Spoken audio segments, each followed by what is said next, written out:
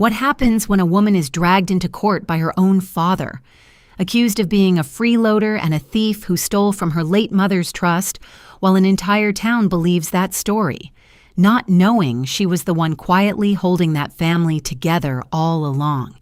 People often say, silence keeps the peace in a family.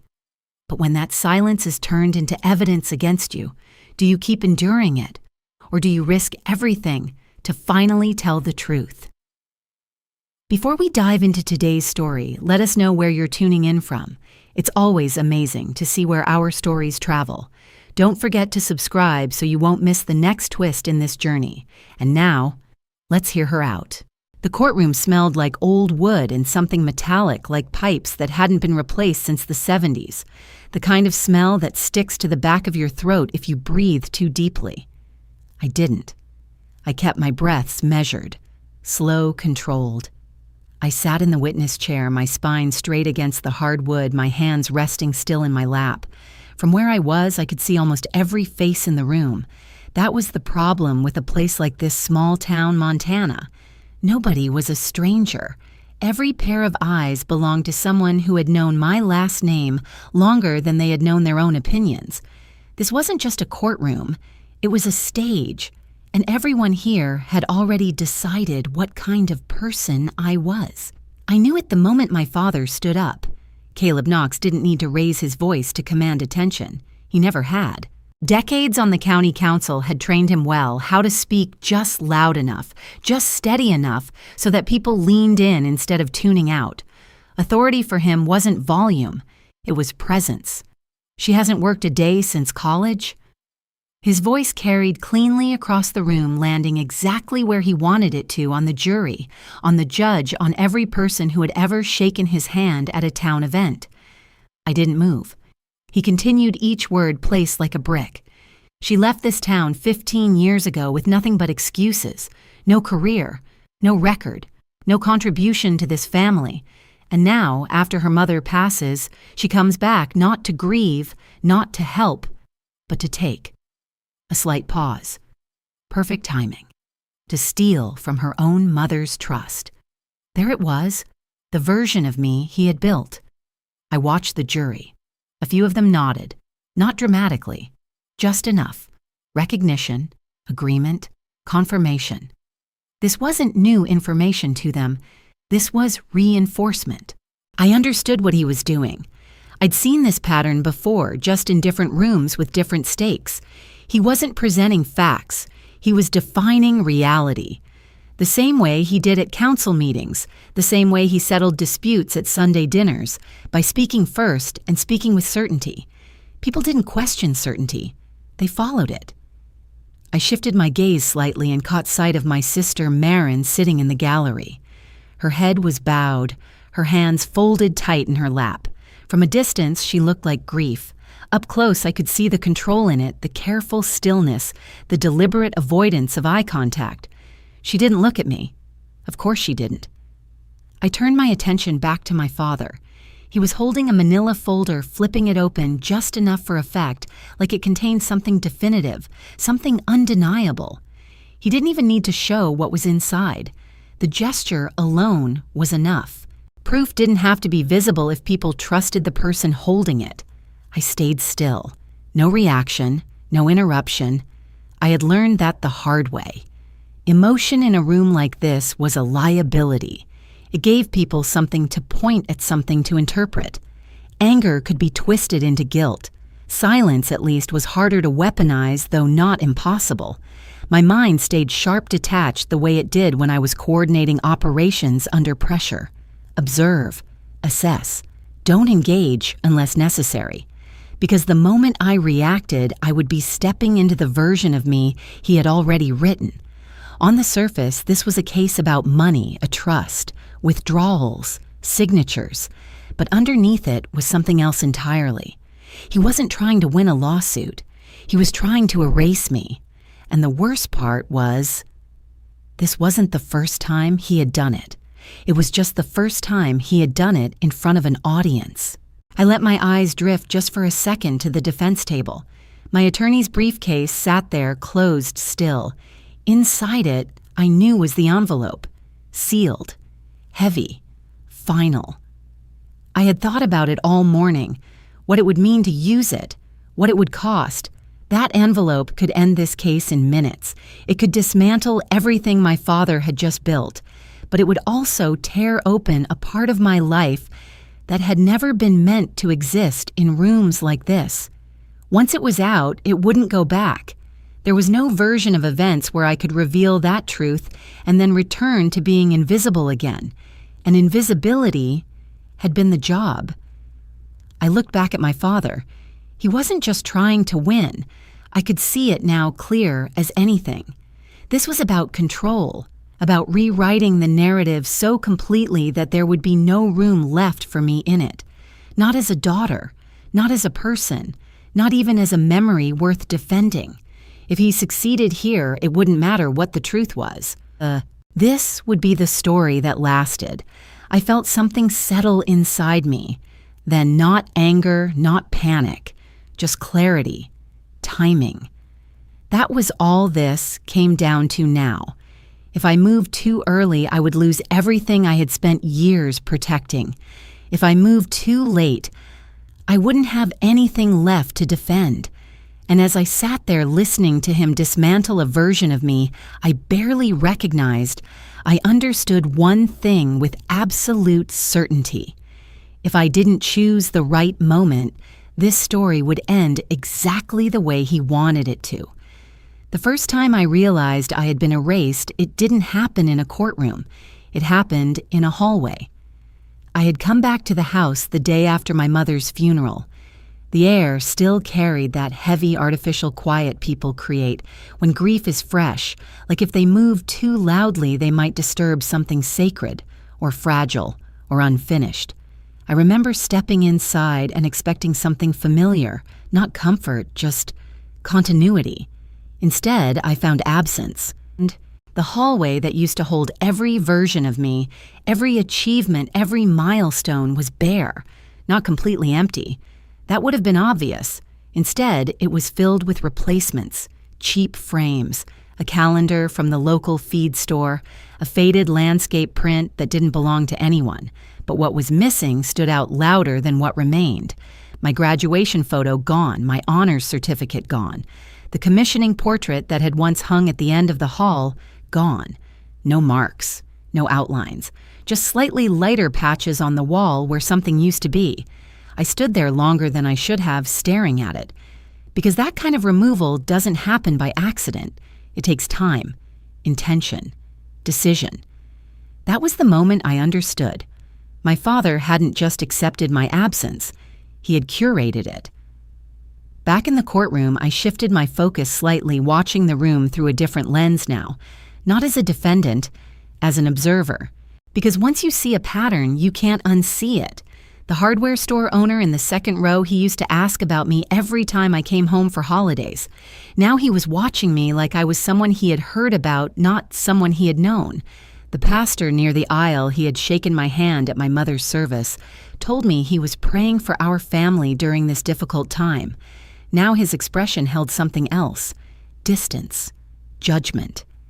Members of the local councilmen who had sat beside my father for years weren't questioning him.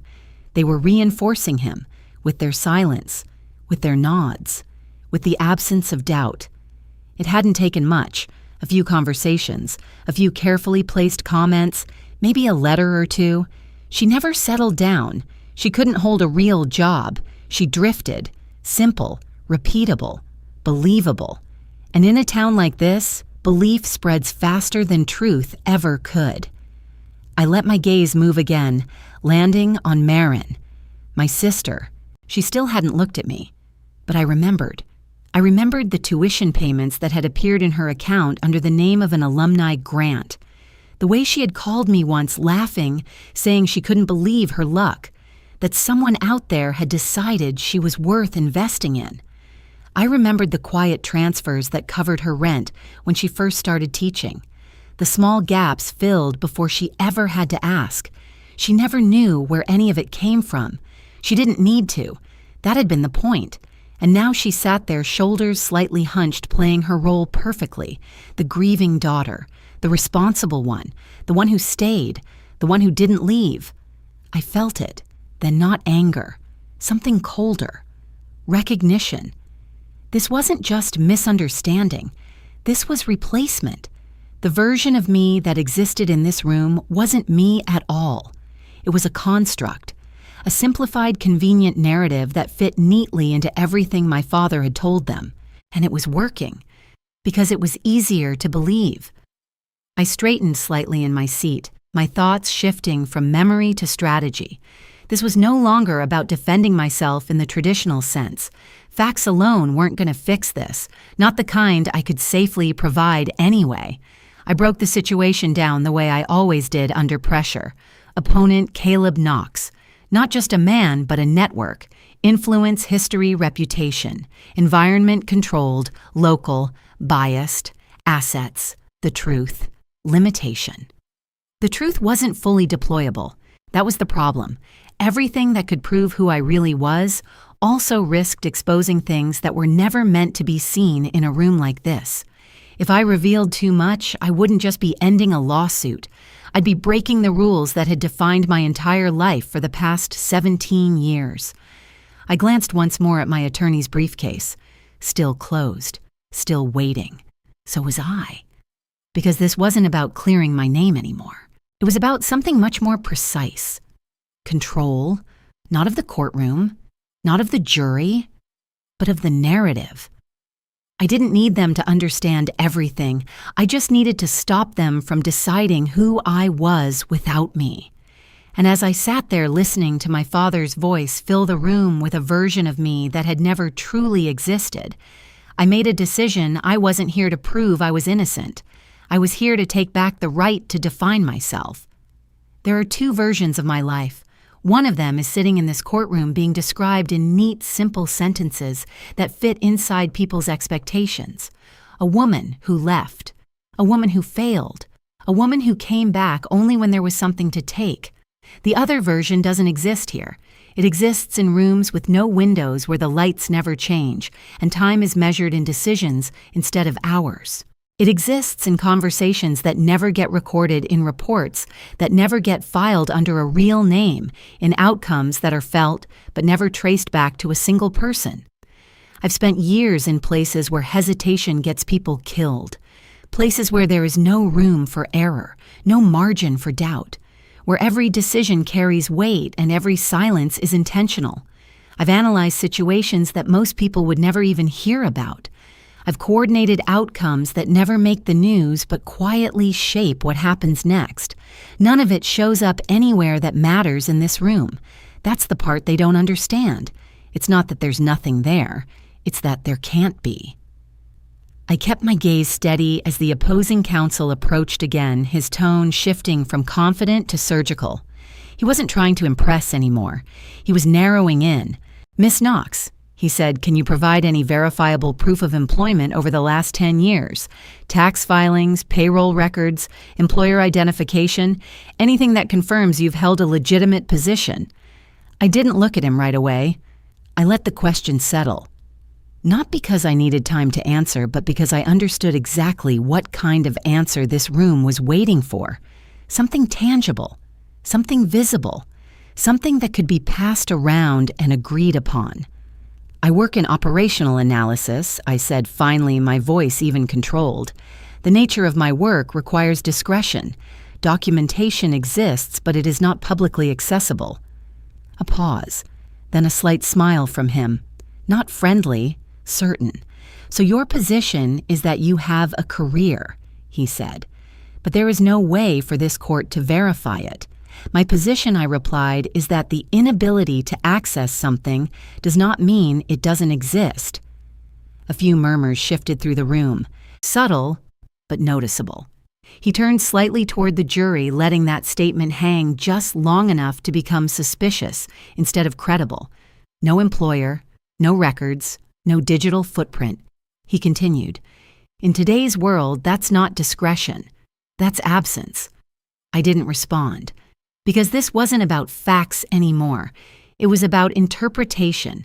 And in this room, absence looked like failure. Inside my head, the numbers moved differently. I could see the transfers, the routing paths, the way funds had been broken apart and reassembled across multiple channels so that they would never lead back to me. The large payment that stabilized the farm when the irrigation system failed. The hospital bills that disappeared before they could become a burden. The quiet support that kept things functioning when everything else was falling apart. Every dollar had a purpose. Every transaction had a reason, and every one of them had been designed not to be traced. That was the point. Now that same structure stood here, reassembled by people who didn't understand it, turned into something else entirely. A pattern, a scheme, an accusation. I felt the weight of that realization settle in. The system that protected me was now being used to define me. I shifted slightly in my seat, not enough to draw attention, just enough to ground myself. This was the line. On one side of it was silence, protection, everything I had spent years maintaining. On the other side was exposure, clarity, consequences. I wasn't ready to cross it, not yet. I glanced once briefly at my attorney. His briefcase remained closed exactly where it had been since the start of the hearing. The envelope inside it felt heavier now, even from a distance. I knew what it would do. I also knew what it would cost. So I stayed where I was, answering only what I had to, holding back everything else, because timing still mattered. And as long as I still had that, I wasn't done.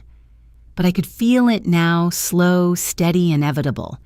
If they kept pushing, there would come a point where silence wouldn't be enough anymore. And when that moment came, there would be no going back. Not for them, and not for me. The shift happened without announcement. No dramatic change in tone, no warning. Just a quiet redirection of focus that altered the entire structure of the case. They stopped trying to prove who I was and started trying to prove what I had done. The opposing counsel approached the bench again, this time with a stack of documents thick enough to command attention before a single word was spoken. "Your Honor," he began, "we would like to enter into evidence a series of financial records related to withdrawals made from the late Dr. Knox's personal accounts over the last 5 years of her life." He turned, placing the documents where the jury could see them. This is where the facts become clear. I watched as the pages were distributed. Quiet movements, paper sliding across wood, eyes scanning numbers that meant very different things depending on who was looking at them. These withdrawals, he continued, follow a pattern. They occurred during periods of increased medical care. They are transferred through intermediary accounts, and they cannot be directly linked to any legitimate expense documented by the family. A beat. They are structured. That word landed exactly where he wanted it to. Structured, intentional, planned. I didn't need to look at the pages to know what they showed. I had built those paths myself. Every transfer had been broken down, redirected, obscured just enough to avoid detection. Not to hide wrongdoing, but to prevent exposure. To make sure that nothing I did could be traced back in a way that would raise questions I couldn't answer. Now those same layers were being unfolded in reverse. Not to reveal the truth, but to reshape it.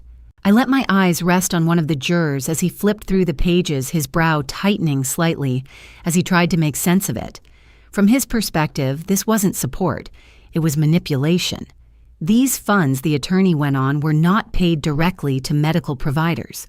They were not processed through insurance. They were not recorded as legitimate reimbursements.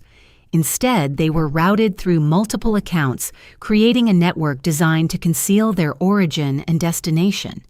He paused again, letting the implication settle. This is not the behavior of someone helping their family. This is the behavior of someone extracting value from it. I felt the precision of it, the way each piece fit together. Because from the outside, it did make sense. That was the danger. I could see the moments behind each number. The night I authorized a payment for a private nurse after my father refused to bring in outside help. The emergency transfer when a treatment option opened up and we had hours, not days, to secure it. The quiet reimbursements for expenses no one else wanted to acknowledge. None of those decisions existed on paper in a way that could be explained here, not without explaining everything else, and that wasn't an option. I kept my posture steady as the attorney turned back toward me. "Miss Knox," he said, "can you explain why these funds were routed through multiple intermediary accounts instead of being paid directly for legitimate expenses?" I met his gaze. "The funds were used for legitimate purposes," I said. "That's not what I asked." He replied, "I asked why they were structured this way. Because they had to be. Because direct paths get noticed. Because clean records get audited. Because the truth doesn't survive in systems that aren't built to hold it. But none of that could be said out loud. The structure of those transactions," I answered, "does not change their purpose." He held my gaze for a moment, then nodded slightly, as if that was all he needed. "No further clarification," he said, turning back to the jury. That was intentional. Leaving it unresolved made it suspicious. I could feel the shift in the room again. It wasn't doubt anymore. It was alignment. The pieces they had been given now fit together into something that felt complete, a narrative that explained everything without needing anything else. I sat there watching it take shape in real time, understanding exactly how it worked, because I had done the same thing myself in different contexts for different reasons. You don't need every fact, you just need enough of them arranged correctly. And right now they had enough. They didn't need to know the full story. They just needed one that made sense. And the one they had was winning. They called my sister's name, and something in the room shifted again.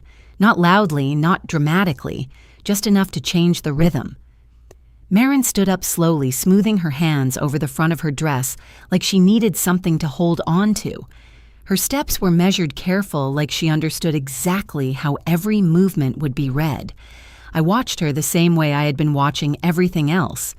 Details first.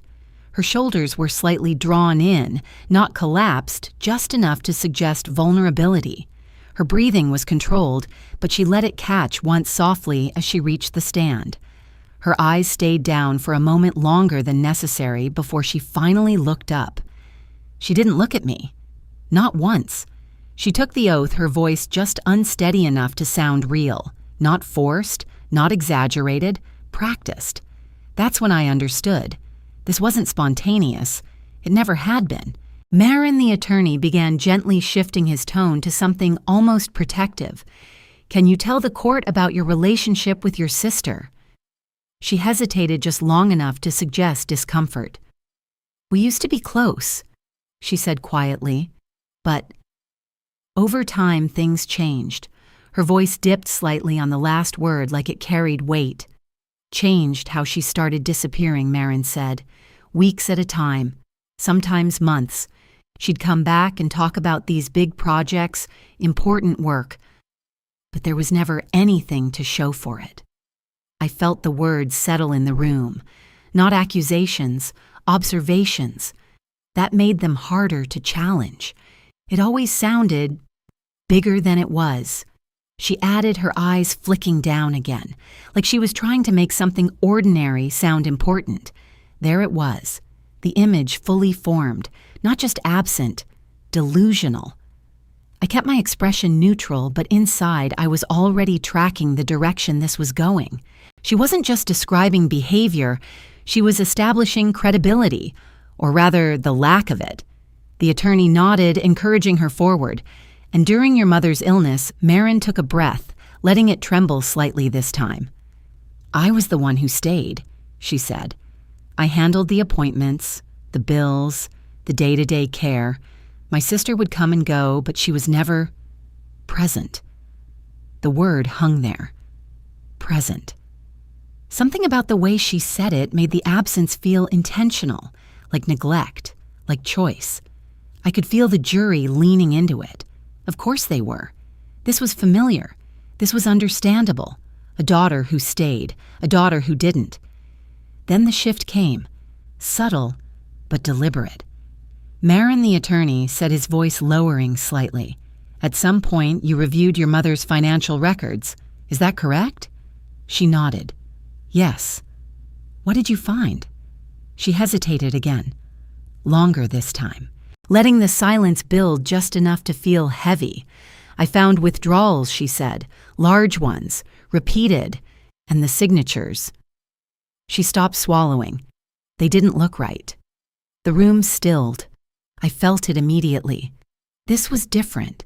This wasn't about perception anymore. This was about accusation. "What do you mean, not right?" the attorney asked. "They didn't match," she said, not consistently. Some of them looked off, like someone was trying to copy her handwriting but couldn't quite get it the same every time. Forgery. She didn't say the word. She didn't have to. It was already there. I felt the line shift beneath me. This wasn't just a civil dispute anymore. This was something else. Something that carried consequences far beyond this room. I didn't move, didn't react, but my mind recalibrated instantly. If this was accepted, if the court leaned into this direction, I wouldn't just lose the case. I would lose control of it entirely. The attorney let the statement sit, then turned. "Your Honor, we would like to call a forensic document examiner to testify regarding these signatures." Of course, I should have expected it. A man stepped forward, composed, clinical, carrying a folder that looked far too organized for anything good to come from it. He took the stand and began to explain. Consistency, pressure patterns, stroke variation, technical language that stripped everything down to analysis. "This signature," he said, pointing to one of the documents, "shows irregularities in spacing and line formation. Compared to known samples, there is a lack of fluidity consistent with natural handwriting." He turned another page. "Across multiple documents, we observe similar inconsistencies. While not conclusive in isolation, the pattern suggests that these signatures may not have been executed by the same hand. May not. Suggests. Words designed to sound objective. But in this room, they translated into something much simpler. Doubt. And doubt, when placed in the right context, becomes belief. I could feel it happening. The way the jury's posture changed, the way their eyes stayed on the documents a little longer, the way the silence deepened instead of dissipating. I wasn't being questioned anymore. I was being built into something, piece by piece. A version of events that made sense, that connected, that held. I sat there completely still as the last part settled into place, because now it wasn't just about money, it was about intent. And in a room like this, intent mattered more than anything I could say without breaking the rules I lived under. I glanced once, just once, toward my attorney. For the first time since the hearing began, I saw movement. Small, controlled, but deliberate. His hand shifted slightly on the edge of his briefcase, not opening it, not yet, just preparing. That was enough. I understood the signal. They had laid out everything they had, every accusation, every interpretation, every piece of evidence arranged to point in one direction. If I let this continue, there wouldn't be anything left to counter, no room left to maneuver. This was the edge, and I knew it. If I didn't act after this, there wouldn't be another moment, not one that mattered. The room didn't realize it had reached a breaking point, but I did, and so did he. My attorney stood up. No sudden movement, no attempt to command attention. He didn't need to. The shift happened because of timing, not volume. He rested one hand on the briefcase, steady, grounded like the decision had already been made before he even rose. "Your Honor," he said, his voice calm, "measured before we proceed further. The defense requests permission to submit additional documentation for review." The opposing counsel turned immediately. On what grounds, he asked sharp, now the first hint of strain breaking through his composure. My attorney didn't look at him.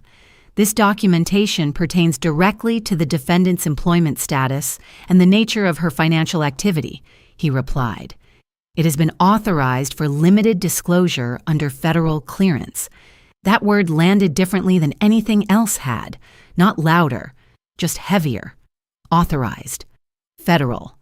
Disclosure. I watched the room absorb it. Confusion first, then attention. My father leaned forward slightly, his expression tightening. Not in fear, but irritation. "This is a distraction," he said. "She's trying to avoid answering the actual questions, Mr. Knox." The judge interrupted his tone sharper than it had been at any point so far. "You will wait your turn." That was new. I noticed it immediately. Something had shifted in him, not in his authority, in his focus. My attorney opened the briefcase, slowly, deliberately, and reached inside. When he pulled his hand back out, he was holding a black envelope. It wasn't large. It didn't need to be. The seal on it did the work. Even from where I sat, I could see the insignia pressed into the wax. Clean. Official. Unmistakable to anyone who had ever operated anywhere near that level. The room went quiet in a way it hadn't before. Not the low murmur kind of quiet. The kind that holds. "This document," my attorney said, stepping forward, "has been reviewed and cleared for presentation to the court under restricted conditions. It contains verification of the defendant's employment and operational status over the past 17 years. 17 years. He said it plainly, no emphasis, but it landed. The opposing counsel frowned, stepping forward. "Your Honor, this is irrelevant. We are dealing with a financial dispute. It is directly relevant," my attorney replied, "because the foundation of the plaintiff's argument is that my client does not have a legitimate source of income." He paused. "This document addresses that claim." The judge didn't respond right away. Instead, his eyes moved. Not to the envelope. To me, specifically to my caller. I felt it the moment it happened. Recognition. Not certainty, but familiarity. His gaze narrowed slightly, like he was searching his memory for something just out of reach. Then it clicked. I saw it in the way his posture changed. Subtle, but unmistakable. He had seen it before. Not the courtroom version of me, the other one. Or at least, something close enough to recognize the pattern. That wasn't something I could have planned, but it mattered. "Approach," he said quietly. My attorney stepped forward and placed the envelope on the bench. No one spoke. No one moved. The entire room had collapsed into a single point of focus. The judge rested his hand near it, but didn't open it yet. Not immediately. And in that moment, I understood exactly what was about to happen. If he opened it, everything would change. Not just the case. Everything. There would be no returning to the version of me they had created. But there would also be no returning to the version of me that had stayed hidden. I felt the weight of that settle in. All the years, all the silence, all the decisions built on staying unseen. This was the cost. Not hypothetical anymore. Immediate. Real. I didn't move, didn't speak, but inside the decision locked into place. I was done letting them define me, even if it meant losing the protection that came with being invisible. The judge's fingers shifted slightly, closer to the seal, and the moment before everything changed finally arrived. The judge didn't rush. That was the first thing I noticed. In every high-pressure room I had ever been in, urgency usually revealed itself through movement, quicker gestures, sharper tones, people trying to get ahead of the moment before it could get ahead of them. But here now, everything slowed down. His fingers rested on the edge of the envelope, not opening it immediately, not acknowledging the tension that had settled over the room. He understood what it meant. He understood what it would do. And for a brief second, so did everyone else. No one moved. No one spoke. The courtroom, which had been full of quiet reactions just minutes ago, now held nothing at all. I watched him closely as he finally picked up the letter opener. A small, controlled motion. The seal broke with a soft, almost insignificant sound, and yet it carried more weight than anything that had been said so far. He unfolded the document inside and began to read. Silently. Seconds passed. Then more. No reaction crossed his face at first, but I could see the change happening in stages. The way his eyes slowed on certain lines. The way his posture adjusted, not outwardly, but with intention. He read it once, then again. That told me everything I needed to know. When he finally looked up, he removed his glasses and set them down on the bench. That was the moment the room shifted. All rise. The words came out steady, firm, and unmistakable. Everyone stood. Not because they understood why, but because the command carried something that didn't invite hesitation. I stood with them. And in that moment, I knew. This was no longer a normal proceeding. The judge looked down at the document once more before speaking. For the record, he began his voice measured but carrying a weight it hadn't, before the court has received verified documentation regarding the defendant's employment and service history. A pause. This documentation confirms that the defendant has been continuously employed for the past 17 years in a capacity directly tied to national intelligence operations. The words didn't land all at once. They spread through the room, across the jury, into the spaces where assumptions had been sitting just minutes earlier. My father didn't move at first. Then his expression changed, not into understanding, but into something closer to disbelief. "That's not possible," he said under his breath, though it was loud enough to carry. The judge didn't acknowledge him. Instead, he continued. The entity referred to in previous testimony as non-existent, the so-called logistics organization, has been verified as a classified operational cover, established under the authority of the Department of Defense. There it was, clear, unavoidable. Everything they had built their case on, every absence, every gap, every missing record had just been redefined, not as failure, but as necessity. The lack of publicly accessible records, the judge went on, is not evidence of unemployment. It is a direct consequence of the classification level under which the defendant operates. I didn't look at the jury. I didn't need to. I could feel it. The shift, the recalibration, the way certainty dissolves when the foundation beneath it disappears. My sister's hands had tightened in her lap. The composure she had held so carefully was beginning to fracture, not visibly, but enough for me to recognize it. The opposing counsel stood still, his earlier confidence replaced by calculation. He wasn't looking at me anymore. He was looking at the judge, because that was where the control had moved. My father finally found his voice. "She lied," he said louder this time. "She told us she was an analyst. She said, 'I told you what you were cleared to know.'" I said, cutting in my voice steady, but quiet enough to force him to listen. That was the first time I had interrupted him. The first time I had stepped directly into the space he had been controlling all morning. He turned toward me, stunned not just by the words, but by the fact that I had spoken them. "You weren't asking questions because you wanted to understand," I continued. "You were accepting answers that fit the version of me you had already decided on." The room didn't react, not outwardly, but the silence had changed. It wasn't heavy anymore. It was focused. The judge leaned forward slightly. Given the nature of this information, he said the court will proceed with restricted consideration of certain elements of this case. He paused. "No part of the defendant's classified service will be entered into public record beyond what has already been stated." That confirmed it. This had moved beyond anything my father had anticipated, beyond anything the opposing counsel had prepared for. Beyond the boundaries of the case they thought they were arguing. I felt the shift completely now, not just in the room, in the structure of the situation itself.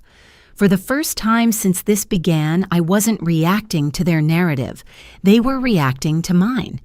And yet, even as that realization settled in, I understood something else just as clearly. This didn't fix everything. It corrected the record. It dismantled the version of me they had built, but it didn't repair what had led us here. Legal ground and personal truth weren't the same thing. And as I stood there, no longer on the defensive, I knew winning this part didn't mean the rest of it was over. The judge didn't take long after that. Once the foundation of the case collapsed, everything built on top of it followed. This court finds that the plaintiff's claims are unsupported by the verified evidence presented. He stated his tone final. The complaint is dismissed with prejudice. The words were direct, clean, irreversible. Furthermore, he continued, the court finds that the defendant has been subjected to reputational harm as a result of these proceedings. Appropriate financial sanctions will be imposed.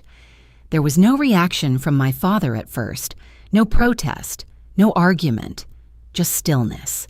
The kind that doesn't come from acceptance, but from the absence of anything left to say.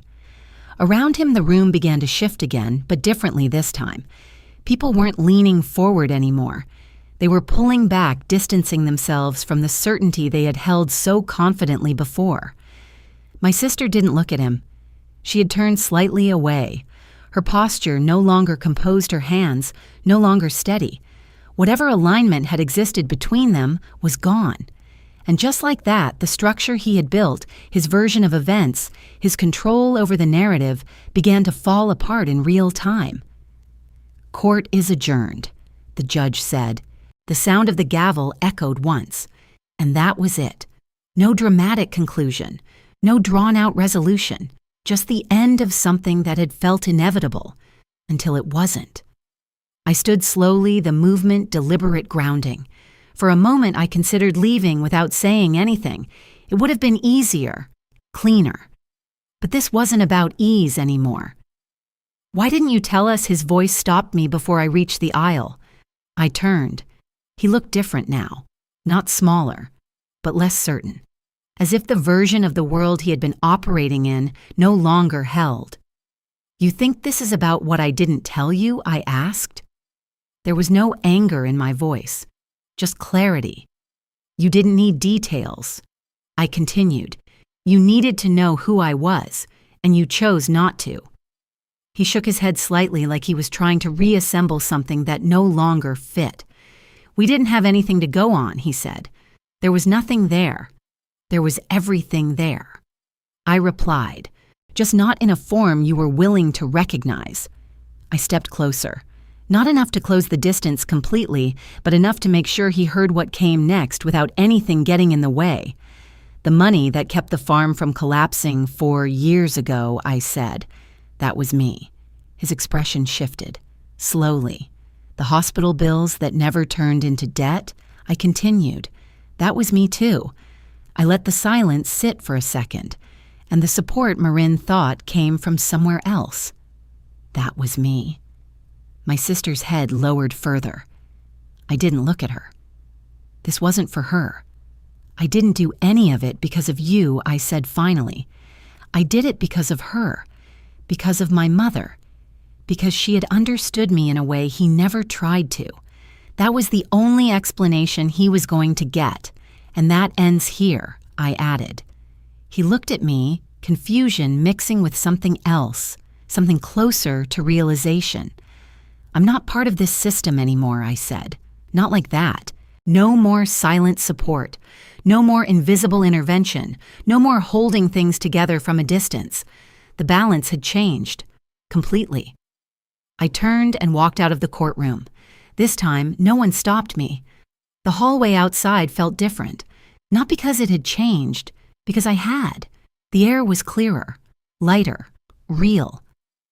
I stepped through the front doors and into the daylight, letting it settle over me in a way that felt almost unfamiliar. For a moment I stood there doing nothing, just breathing. Then I reached up and unclipped the small pin from my collar. I turned it over in my hand, feeling its weight, its edges, everything it had represented for years. I didn't throw it away. I didn't hide it.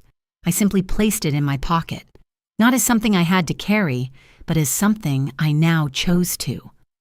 I walked toward my car, the sound of the courthouse fading behind me. 17 years of silence had led to this moment. Not to prove anything to them, but to take back something I should have never had to lose, the right to define myself. This wasn't the end of the story, not really, but it was the first time I was the one writing it. Sometimes the hardest thing to carry isn't what the world says about us. It's the silence we choose to keep so others don't have to face the truth.